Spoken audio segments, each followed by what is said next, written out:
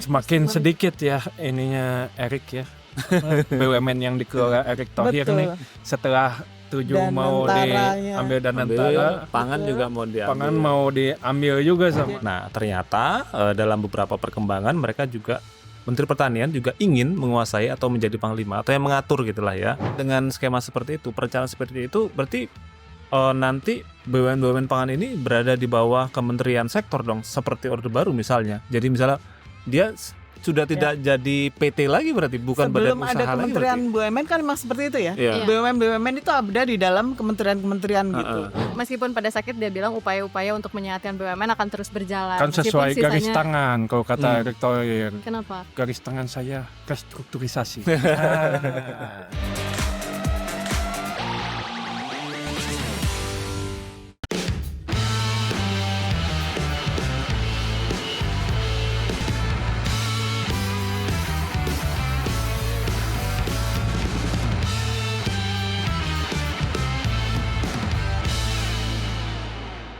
Halo, balik lagi dijelasin dong bareng aku Vendor Florentin. Dan saya Herul Anam. Jangan lupa untuk subscribe YouTube Tempo.co.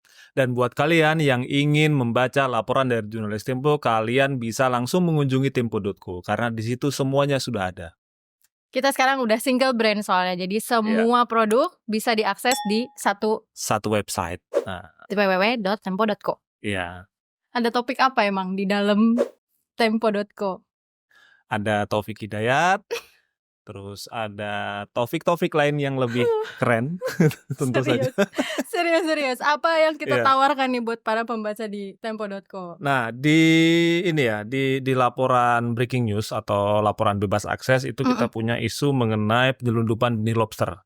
Kemudian ada juga tentang kenaikan pajak pertambahan nilai jadi 12% yang akan dimulai di tahun 2025. Selanjutnya ada soal kelanjutan pembentukan badan pelaksana investasi Danantara. Itu untuk yang free access. Betul. Nah, kita juga punya konten-konten premium. Isinya ada yang menjelaskan soal kemarin ya, program 3 juta rumahnya Prabowo. Kenapa sih dia bisa membantu mendorong pertumbuhan ekonomi kita sampai 8%. Kemudian ada laporannya BPS soal standar hidup layak. Jadi per tahun itu katanya 12 juta. Artinya tiap bulan Sebulan 1 juta. 1 juta. Itu di Mungkin situ itu single di Gunung Kidul tuh. bisa jadi cukup di sana. Kita akan bisa dibaca nanti beritanya gimana tuh caranya orang-orang Bertahan hidup. Benarkah segitu tuh sudah layak? Ada juga laporan soal tax amnesty yang bisa dibaca.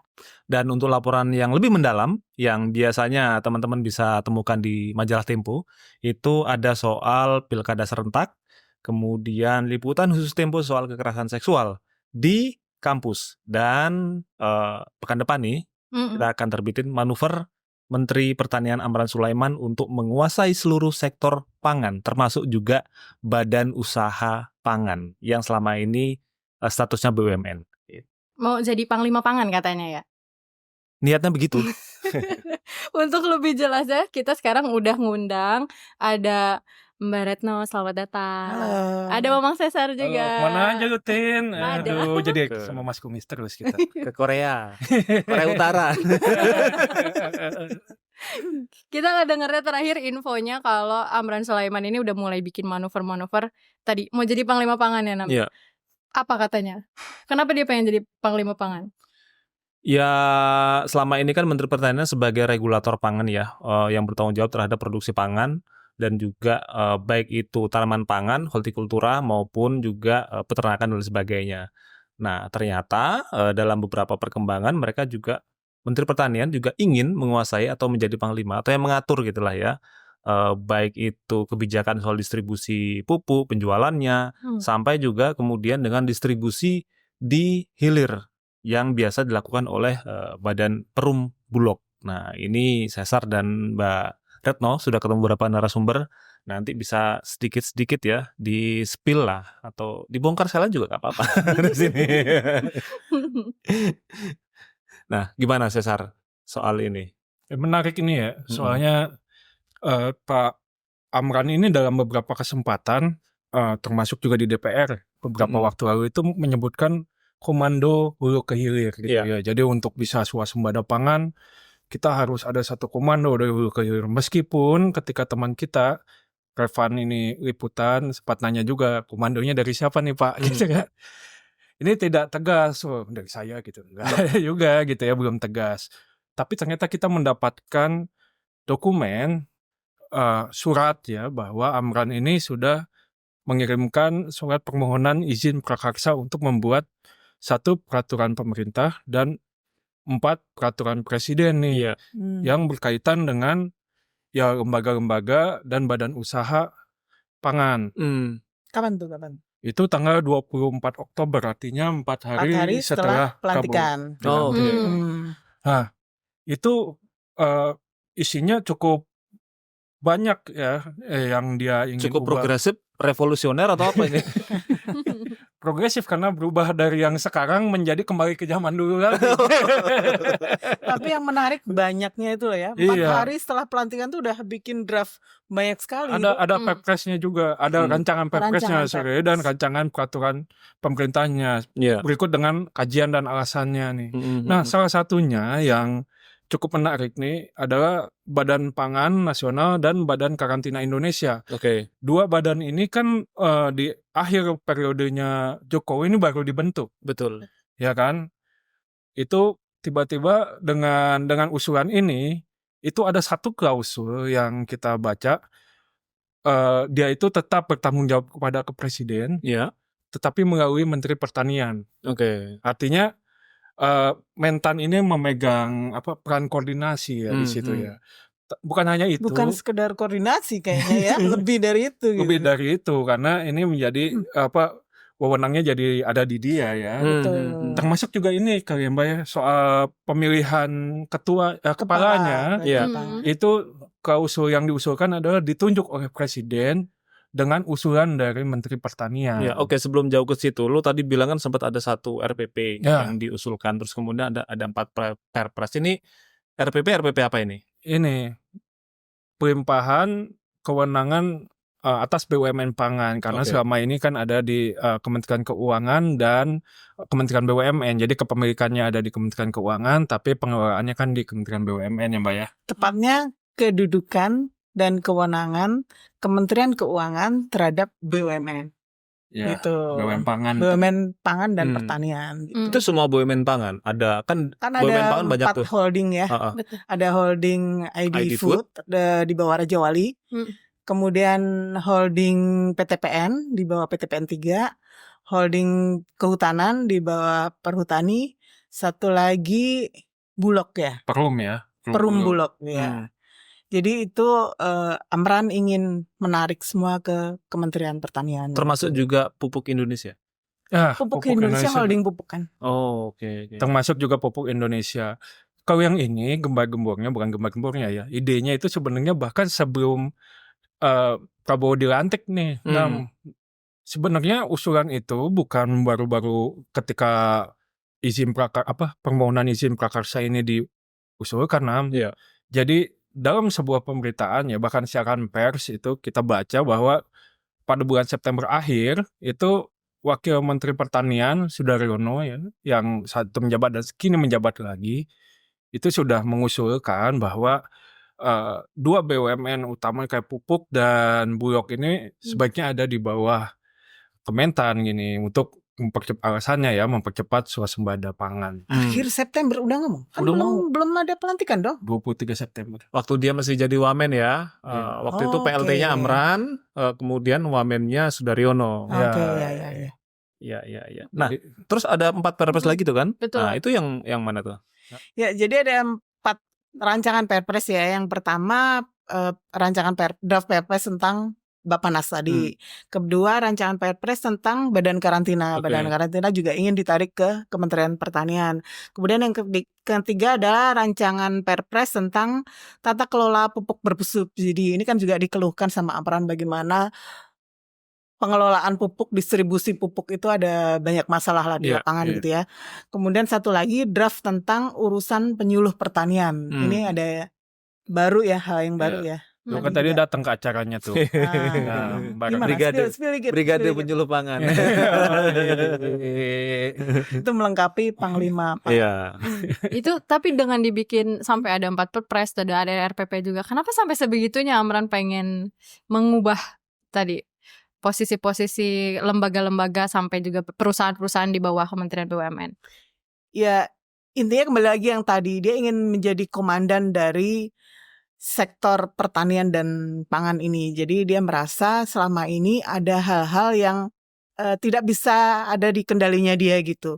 Misalnya BUMN sektor pertanian, BUMN sektor pangan itu dia merasa kadang ada hal yang tidak bisa dia handle gitu. Karena dia berada di bawah kewenangan Kementerian BUMN gitu. Sehingga dia maunya semua dalam satu komando dia. Sehingga kan dia bilang tuh beberapa hari lalu bahwa kalau udah apa-apa gampang tinggal tunjuk menterinya aja gitu kan.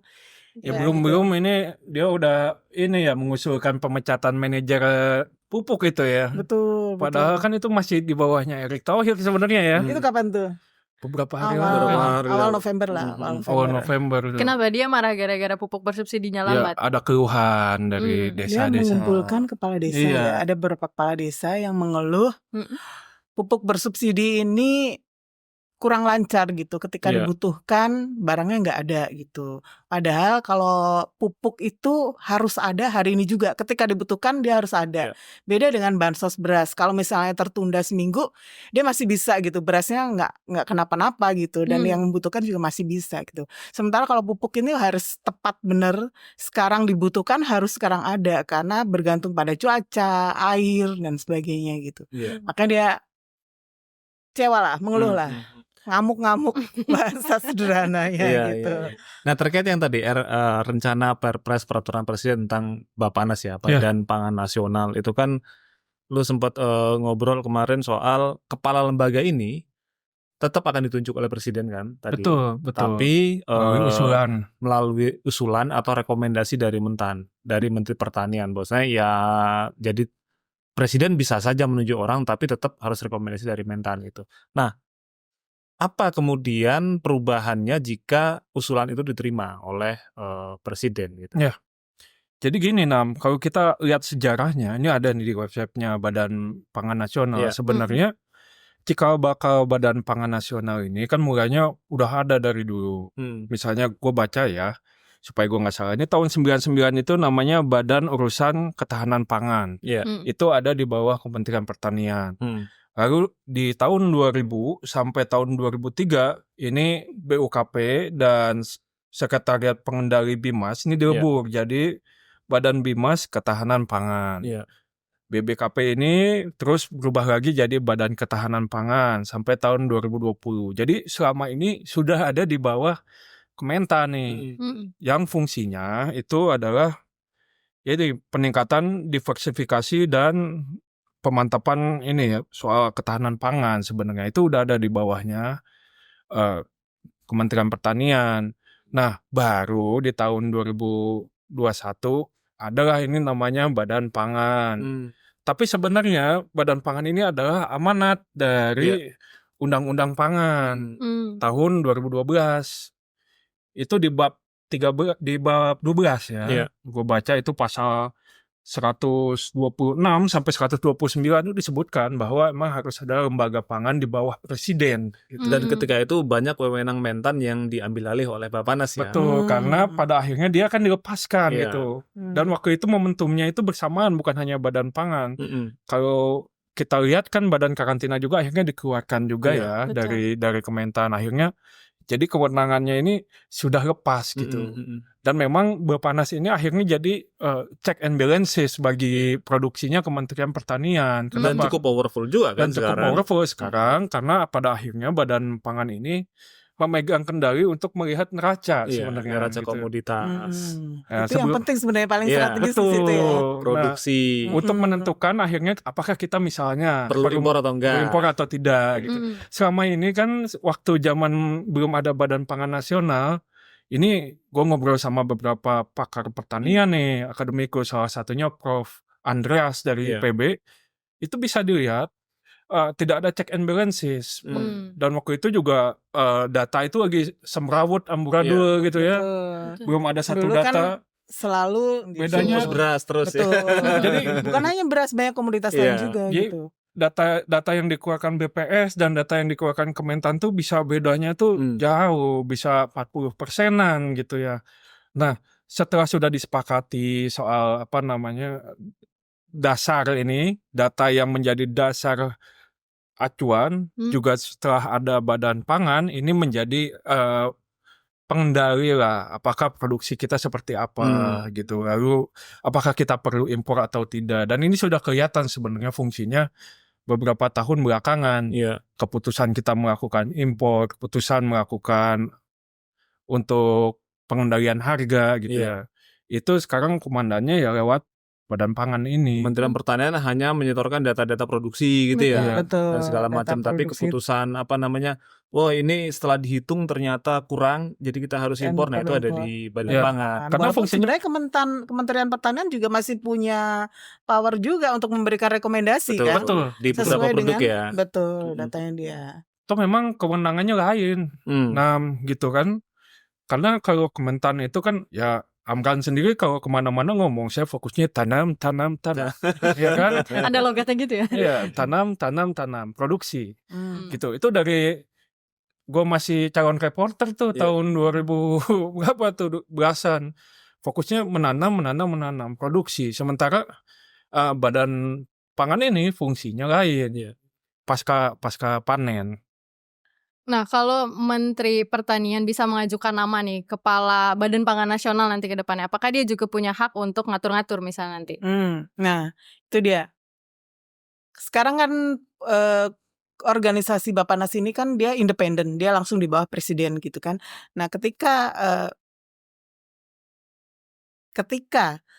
Bappenas berada di bawah koordinasi Kementerian Pertanian, maka seperti tadi kepalanya saja, kepala Bappenas, Menteri Pertanian berhak mengusulkan kepada presiden gitu, walaupun akhirnya tetap decision ada di presiden gitu.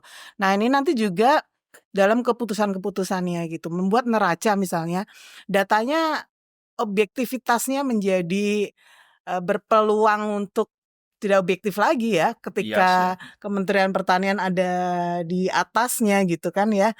Jadi fungsi Bappenas ini menjadi tidak independen lagi, bisa diintervensi dalam soal data, dalam soal fungsi-fungsi yang lain, misalnya stabilitasnya harus bagaimana, stabilitas penentuan termasuk yang utama nih penentuan impor nih ketika ternyata pasokannya kurang dan harus dipenuhi dari mana, misalnya harus dari impor, maka bagaimana mekanisme atau penentuan impornya, perusahaan-perusahaannya itu jadi ada potensi konflik of interest gitu. Iya, dan memang selama ini penentuan impor ini selalu jadi tarik-tarikan nih di DPR nih. Kalau misalnya kita ngikutin dari beberapa tahun belakangan itu beradu data gitu antara Kementerian Pertanian dengan Badan Pangan Nasional. Itu terjadi waktu 2022 misalnya ya. Ketika mau impor, Kementerian Pertanian di DPR itu mengatakan bahwa kita produksinya Surplus. datanya surplus kok gitu, stok kita surplus kok gitu. Dan itu kebetulan koran Tempo waktu itu ya nulis juga, terus gue yang nulis kebetulan. Makanya lu inget ya? Gue ingat karena gue minta tolong teman-teman di daerah itu untuk langsung mengecek ke gudang-gudang yang berdasarkan data yang kita dapat ini kita samakan dengan data surat di Kementan. Ini di gudang ini ada sekian, gudang ini ada beras sekian. waktu itu ya? Beras waktu itu. Gue kirim ke sana teman-teman untuk nanya tuh di Demak, terus teman-teman di Surabaya gitu. Kita telepon juga. Nyatanya nggak ada gitu. Iya, ya itu karena dua lembaga ini kan saling ini ya, secara KPI-nya itu memang bertolak belakang. Kalau misalnya yang Kementerian Pertanian kan KPI-nya kan dia produksi. Produksinya harus cukup, kalau Harus bisa cukup. surplus Jadi, gitu kan. Bagaimanapun caranya harus surplus. Apakah itu surplus beneran atau surplus yang tadi? Surplus di atas kertas. Ya, sementara Bappenas itu kan tugasnya KPI-nya adalah menjaga ketahanan pangan. Jadi kalau misalnya produksinya kurang di dalam negeri, ya udah impor, udah sesimpel itu. Gitu. Nah, selain Bappenas tadi lu juga Mbak Sarjan Mbak Retno juga udah bilang nih soal perubahan di holding pangan upaya Menteri Pertanian BUMN Amran pangan untuk dan mengambil atau apa bahasanya ini, mengambil alih kewenangan, kedudukan, koordinasi, kewenangan. atau mengatur BUMN pangan atau bagaimana? Semuanya itu. Sepertinya semuanya kalau melihat draftnya ya, Heeh. karena dia meminta kedudukan dan kewenangan dari harusnya kan Kementerian Keuangan yang sebagai pemegang saham dari BUMN ini kan ya. Iya. Di draftnya itu dia menyebut mengalihkan kedudukan dan kewenangan Menteri Keuangan terhadap BUMN pangan dan sektor pertanian ini. Jadi di bawah Menteri Pertanian gitu. Nah, apa saja itu? Satu, holding pangan, ya, termasuk holding pangan di bawah RNI itu kan di dalamnya ada PT Berdikari, ada PT PPI, ada apa lagi Sar? Sanghyang Sri. Sanghyang Sri gitu. Termasuk Raja Wali dan anak usahanya sendiri. Kemudian di BUMN PTPN ada PTPN 1 sampai 15 kalau nggak salah ya, itu yang diinduki oleh PTPN 3. PTPN 3. Kemudian pupuk Indonesia juga begitu. Ada pupuk Kaltim, pupuk ini pupuk Gresik, Kujang. Kujang. pupuk Kujang. Ya. Tebak-tebakan nama aku. Tapi yang pertanyaan yang menjadi pertanyaan adalah sektor kehutanan, holding kehutanan. Apa urgensi dari Kementerian Pertanian untuk menarik BUMN holding kehutanan ini ke dalam Kementerian Pertanian gitu. Kalau dengan skema seperti itu, perencanaan seperti itu, berarti nanti BUMN pangan ini berada di bawah kementerian sektor dong, seperti Orde Baru misalnya. Jadi misalnya dia sudah tidak jadi PT lagi berarti, bukan badan Sebelum usaha ada lagi Kementerian berarti. BUMN kan memang seperti itu ya. Iya. BUMN itu ada di dalam kementerian-kementerian gitu.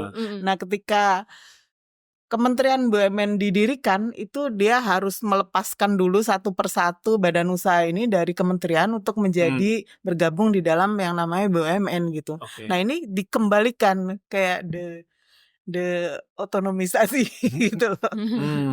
Iya. Semakin sedikit ya ininya Erik ya. BUMN yang dikelola Erick Thohir Betul. nih setelah 7 mau Danantaranya. diambil Danantara, Pangan Betul. juga mau diambil. pangan mau diambil juga sama Jadi Amran. tersisa apa nih?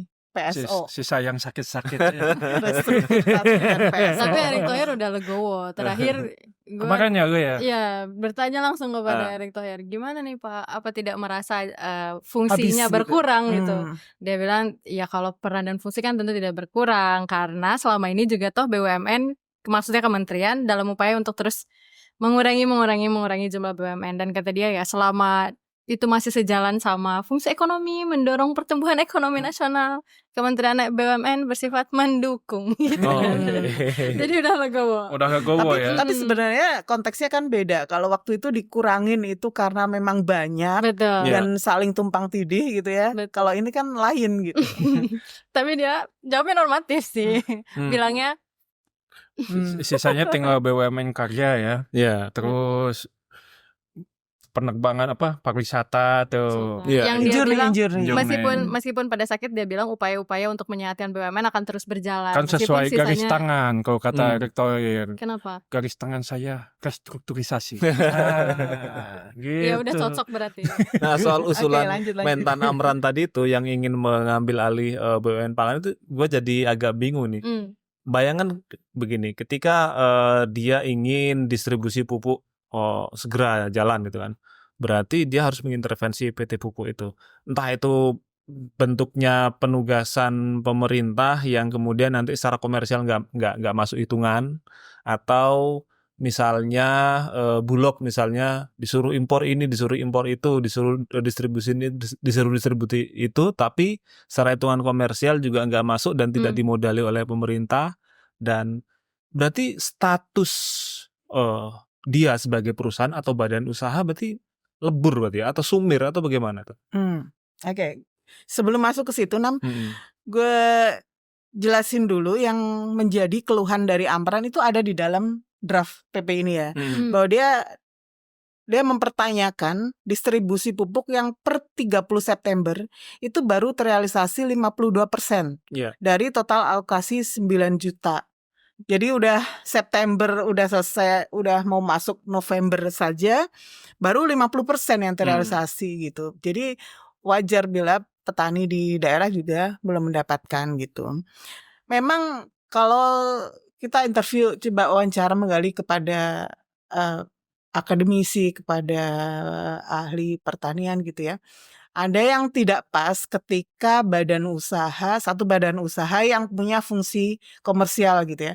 Maksudnya mencari keuntungan gitu, dia harus berada di bawah kementerian. Menjadi double fungsi gitu. Atau ada konflik of interest ketika regulator menjadi satu dengan operator. Kan BUMN ini kan operator kan sebenarnya. Sementara kementerian itu regulator gitu. Kalau regulator sama operator ini menjadi satu, ada konflik of interest gitu. Regulasi yang dibikin menjadi tidak objektif lagi, tidak fair lagi buat para pelaku gitu. Itu salah satu kekhawatirannya. Apalagi pemain kayak pupuk itu bukan hanya BUMN sebenarnya. Betul, kan. pemain swasta kan juga banyak. Bukan hanya pupuk, semua komoditas punya pelakunya masing-masing gitu. Betul. Tapi ketika kementerian, operator, dan regulator ini berada di satu tempat, sementara ada player yang lain, menjadi tidak fair buat yang lain gitu. Itu satu hal. Tapi ada hal yang lain juga yang dipertanyakan. Jadi ketika badan usaha ini di bawah Kementerian Pertanian, dia fungsi keuntungannya gimana gitu. Dia harus nyetor dividen juga nggak sih? Harus ada kewajiban itu juga nggak gitu. Karena ketika dia di bawah Kementerian BUMN kan ada KPI untuk itu kan ya. Ini juga menjadi pertanyaan gitu. Betul, arahnya mau kemana sih sebenarnya ini? Juntrungannya tuh mau kemana sih sebenarnya gitu. Ada catatan juga nggak sih soal pembagian peran sama Kemenko Pangan? Karena kan sekarang kita punya Kementerian Koordinator Bidang Pangan ya. Itu tugasnya dengan Kementan, apakah ada catatan akan bentrok atau tidak dengan manuvernya Amran? Ya, jadi sebenarnya sudah ada Peraturan Presiden nomor 139 tahun 2024. Itu terbit sehari setelah Prabowo dilantik ya 21 Oktober. Itu soal Kabinet Merah Putih. Nah, di dalamnya itu setelah kita baca, ya sebenarnya kayak Badan Pangan, terus bahkan Kementan itu sendiri, ya semuanya ada di bawah koordinasi Kemenko Pangan. Dan gue udah nanya nih sama beberapa yang badan yang sekarang ini perpresnya diusulkan gitu ya. Seperti Badan Pangan Nasional, terus Badan Karantina gitu. Gimana nih sebenarnya sudah ada komunikasinya Bu? Ya mereka sih sudah jelas kalau perlu satu komando ya komandonya adalah Menko Pangan karena memang kita berdasarkan Perpres itu ada di bawah Menko Pangan gitu. Tapi yang menarik besok ya hari Kamis ya itu Menko Pangan ini mengumpulkan beberapa menteri termasuk itu Menteri Pertanian. Terus termasuk juga kepala badan pangan juga ya. Badan Pangan juga, terus Badan Karantina ya, kalau terus Mensetnek, Menkum itu semua mau dikumpulkan. Agendanya adalah membahas perpres ini. Yang kita bicarakan ini. Oke. Tapi sebelum jauh ke situ ya, ada satu bagian yang membuat salah satu bentuk intervensi Amran itu sekarang berdampak terhadap inefisiensi di pasar. Apa tuh? Itu adalah soal impor daging kerbau. Jadi dalam beberapa tahun itu kan penugasan impor daging kerbau itu diberikan kepada Perumbulok. Dan waktu itu ada cerita bahwasanya walaupun yang diberi penugasan impor adalah Bulog, tetapi hanya ada satu distributor tunggal yaitu PT Suri, PT Suri Nusantara. Nah di tahun 2024 itu di Desember 2023 pemerintah kembali memutuskan bahwasanya Perumbulok akan tetap ditugaskan untuk mengimpor daging kerbau dari India sebesar 100.000 ton waktu itu. Dan disepakati pula pada saat itu supaya peluang impor daging ini juga dibuka oleh swasta. Dibuka kesempatan bagi swasta untuk impor langsung juga dari India supaya harga daging di pasaran itu bisa lebih bersaing karena beberapa tahun belakangan harga daging kerbau walaupun dia sudah diimpor oleh Bulog dan sebagainya harganya tetap tinggi, tetap 90 ribuan harga daging kerbau gitu. Nah, akhirnya dibuka oleh swasta. Itu tapi keputusan Rakortas di tanggal 13 Kemenko Desember. Perekonomian ya. 13 Desember 2023. Nah, ternyata di bulan Maret Maret. itu kemudian ada rakortas lagi, rapat koordinasi terbatas Menko Perekonomian. Nah, di situ Menteri Pertanian, Kementerian Pertanian Hmm. waktu itu yang hadir dalam rapat koordinasi terbatas itu ada Irjen Kementan, Komjen Pol Setio yang sekarang jadi calon pimpinan KPK. Ya. Hmm. Dan satu lagi ada Dirjen Peternakan. Nah, di situ mereka usul supaya penugasan impor tidak lagi ke Bulog, tapi dialihkan ke Berdikari dan PPI, masih sama-sama BUMN gitu. Nah, Padahal udah ditetapkan dia padahal udah minta ditetapkan dibatalkan sebelumnya ya. di rakortas itu. Ada apa tuh? Nah, terus kita dapat cerita nih dari beberapa orang, dari beberapa pengusaha juga, importir dan lain sebagainya, mereka cerita karena ternyata ada sedikit perubahan ini. Tanggal 1 Desember 2023 itu kan Menteri BUMN Erick Thohir mengangkat Bayu Krisnamurti, mantan Wakil Wamentan. Menteri Perdagangan kalau nggak salah waktu itu. Iya, Wamentan. perdagangan Pernah juga, di perdagangan, pertanian pernah di juga. pertanian. Itu jadi Direktur Utama Bulog. Nah, di situ Bayu sudah mulai mikir nih gimana caranya supaya harga dan distribusi daging kerbau ini bisa lebih efisien dan harganya bisa lebih turun membuat di daging secara pasar, keseluruhan ya. harganya bisa lebih murah. Nah, dari situ dia kemudian beberapa orang yang ketemu sama dia diceritain nih rencananya dia kan, bilang dia nanti kalau sudah dapat Bulog dapat izin impor daging kerbau di tahun 2024, nanti distribusinya akan dilepas. Maksudnya dilepas itu tidak lagi dimonopoli oleh PT satu Suri. Semua PT bakal Suri dan kebagian afiliasi. ya. Jadi semua akan kebagian. Semua perusahaan, pengusaha dan sebagainya itu bisa menjadi distributornya daging kerbau yang diimpor oleh Bulog gitu. Nah, dengan skema itu dia menghitung kira-kira harga jual daging kerbau di pasar itu bisa sekitar hanya 70 sampai 80 ribu. Murah ya.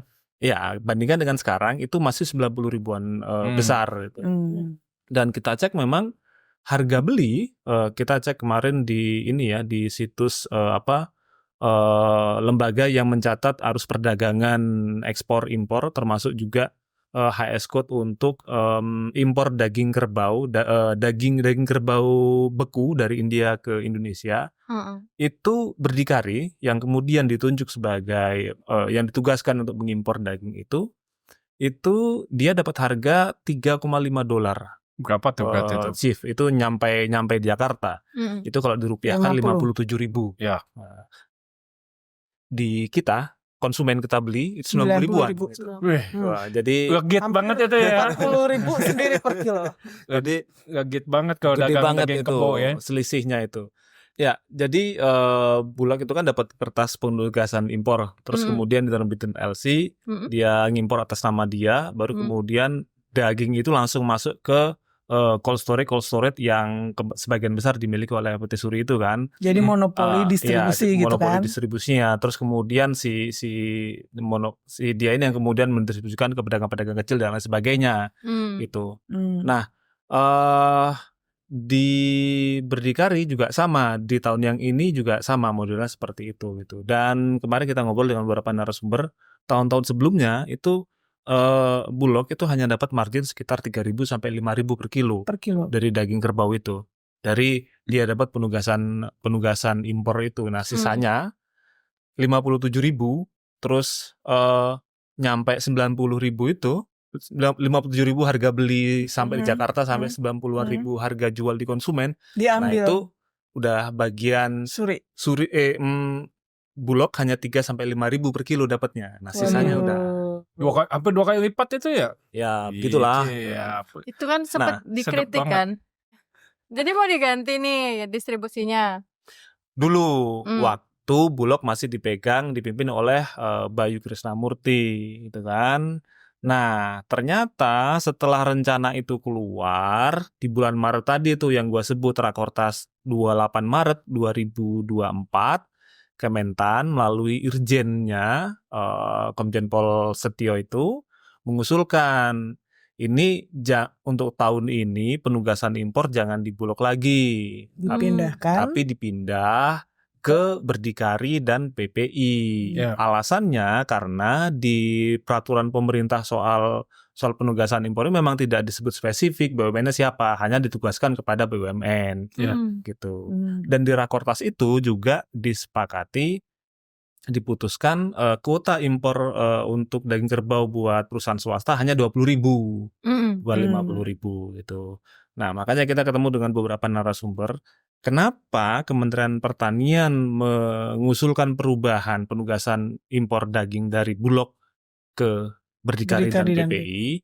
Karena Bulog nggak mau distribusinya dimonopoli lagi gitu. Jadi pengen dibuka. Iya. Dan sekarang ketika Berdikari bisa yang mengimpor daging kerbaunya, nah itu disebut balik lagi ke skema monopoli lama ya. distribusi yang lama, yang sebagian besar dipegang oleh PT Suri ini gitu. Jadi hubungannya dengan Jadi- diskusi kita soal tadi itu gimana tuh, Nam? Iya, itu kan Akrobat. salah satu bentuk intervensi atau salah satu bentuk usulan dari Kementan gitu kan untuk mengubah penugasan impor daging kerbau. Tuh. Nah, andai kata nih ya, kalau misalnya kemarin tetap di Bulog dan kemudian skemanya yang dibawa oleh direktur Bulog yang lama itu jalan, distributornya terbuka, itu kita berpotensi dapat harga daging kerbau yang lebih murah. Ya. Dan terutama sebenarnya tujuan stabilisasi ya. Betul. Supaya harga daging secara keseluruhan bukan hanya daging kerbau. Daging kerbau ini diharapkan mengerek daging sapi yang sudah terlalu mahal gitu kan. Mengerek ke bawah maksudnya. Mengerek ke bawah menarik lah supaya ya. Kalau dikerek kan ke atas. Oke, menarik ke bawah supaya terjangkau oleh masyarakat luas Iya. gitu. Nah, tadi gua sama Cesar kan ke Ragunan tuh. Jadi Iya. ini ke Kementerian Pertanian, bukan Tadi. ke Kebun Binatang Ragunan. Badan penyuluhan tadi acara Ya. brigade itu. Ada acara launching Brigade Brigade Penyuluh Penyuluh. Pangan. Tuh. Kan panglimanya udah ada nih Ya. untuk brigade.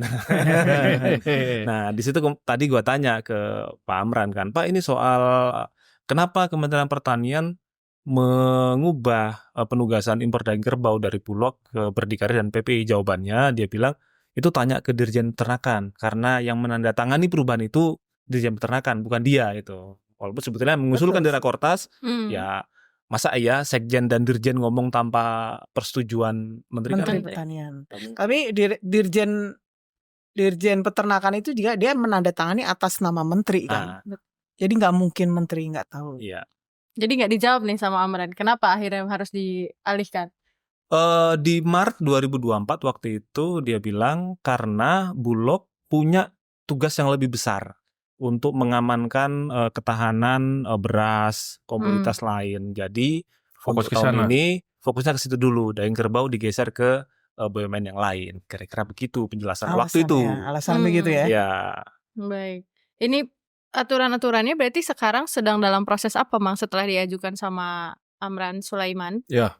Memang kalau kita ngobrol dengan banyak narasumber, ini kan mereka ini menunggu sebenarnya. Ini tuh keputusannya gimana? Karena setelah keluarnya Perpres soal Kabinet Merah Putih itu, memang sudah ada kejelasan bahwa Badan Karantina, Badan Pangan itu masih di bawah koordinasi Kemenko Pangan. Tapi kita dapat informasi baru bahwa besok hari Kamis ya, tanggal 21 November ini ada rapat yang beberapa mata pembahasannya itu membahas soal ya rencana Perpres yang diusulkan oleh Amran ini sebenarnya. Informasi dari mana sih? Kita dapat dokumen juga undangan rapat. Nah, yang diundang itu menteri-menteri pangan ya, berkaitan. Menteri Pertanian, terus Menteri Kelautan dan Perikanan diundang juga, Menteri BUMN diundang juga, Menteri Keuangan, Menteri yang punya saham, diundang juga, terus Kepala Badan Pangan, Kepala Badan Karantina, gitu ya, Menteri Hukum, Menteri ada satu BUMN-nya pupuk. Oh, pupuk diundang ya, satu BUMN itu Direktur Pupuk itu diundang juga. Jadi kami sih melihatnya memang ini masih jadi pembahasan. Dan tadi pas gue sama Anam ketemu Pak Amran, kita juga nanya, Pak, kenapa Bapak mengusulkan perpres ini cobanya kami hanya fokus produksi. Kami manut kepada presiden katanya. Lalu gue nanya lagi, tapi kan Bapak yang ngusulin izin itu prakarsanya gitu ya. Nah, kabarnya itu adalah hasil diskusi. Kata Amran itu pengajuan itu adalah hasil diskusi dengan Menko Pangan. Dan tapi kata dia dari semua itu, dia itu fokusnya lebih ke tata kelola pupuk ya Nam ya. Yang lainnya kita manut saja. Kalau dari narasumber lo ketemu Mbak Retno juga ya, apakah ada penolakan misalnya? Adakah kemungkinan ketika nanti rapat di Kemenko itu ada yang nolak nggak mau ngikutin, nggak mau manut sama Panglima Pangan tadi misalnya? Pada dasarnya mereka kan kalau dari kita diskusi dengan berbagai pihak dari berbagai lembaga yang terkait ya sama kayak Erick Thohir, semuanya pasti akan manut ya kepada keputusan pemerintah gimana. Tapi mereka kan sekarang bersandar pada Perpres 139 bahwa ya itu adalah komandonya ke Menko Pangan ya. Sebenarnya begitu. Cuma Erick Thohir kan udah kasih statement kemarin Ya, bahwa ketika BUMN pangan akan diambil oleh Kementan, dia bilang akan ikut gitu Betul. kan. Jadi tidak akan rasanya ya untuk resisten mempertahankan gitu sih, nggak akan lah gitu. Cuma yang menarik menurut saya adalah kenapa Amran bilang ikut presiden. Salah satunya terkait Bulog ya. Dia kan ingin Bulog masuk ke dalam Kementan. ya. Sementara sudah sempat keceplosan di Rut Bulog Di ya. Bulog ya. Keceplosan di mana tuh? Keceplosan DPR ya kalau nggak salah ya. Ya di DPR itu, jadi dalam agenda gitu di DPR dia ngomong ya. RDP kalau nggak salah ya, dalam Ya. RDP dengan DPR itu sempat keceplosan di Rut Bulog bahwa ada rencana atau keinginan dari presiden bahwa Bulog itu nanti akan menjadi lembaga independen yang langsung berada di bawah presiden gitu, sehingga koordinasi tentang tentang stabilisasi harga, terutama ya stabilisasi harga komoditas terutama beras gitu, pengadaan impornya, bagaimana kekurangannya, termasuk distribusi dan penyerapan di dalam negerinya itu langsung di bawah komando presiden gitu. Sementara Amran maunya ditarik ke Kementerian Pertanian gitu, makanya dia bilang kan akan mengikuti arahan presiden. Ya itu memang soal Bulog ini belakangan jadi rame juga. Memang kita udah ngobrol dengan beberapa ahli. Bulog itu memang dulunya bukan badan usaha ya, bukan BUMN. Dia ini memang badan urusan logistik. Sehingga kalau dibalikan, kalau dia langsung di presiden, jadi dia memang langsung seperti fungsi-fungsinya sebelum dia di BUMN. Tapi jangan lupa bahwa semua fungsi-fungsi ini sebenarnya kan diatur di Undang-Undang Pangan sebenarnya mereka itu. Di Badan Pangan itu amanat Undang-Undang Pangan dan yang lain-lain sebagainya. Ini ada yang menarik ya Mbak ya, Apa tuh? bahwa Undang-Undang Pangan ini juga kan mau direvisi juga. Masuk di prolegnas ya.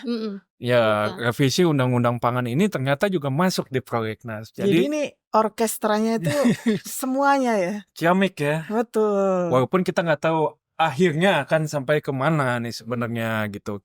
Gue sudah coba diskusi sama beberapa anggota DPR. Sebenarnya nih arahnya kemana sih?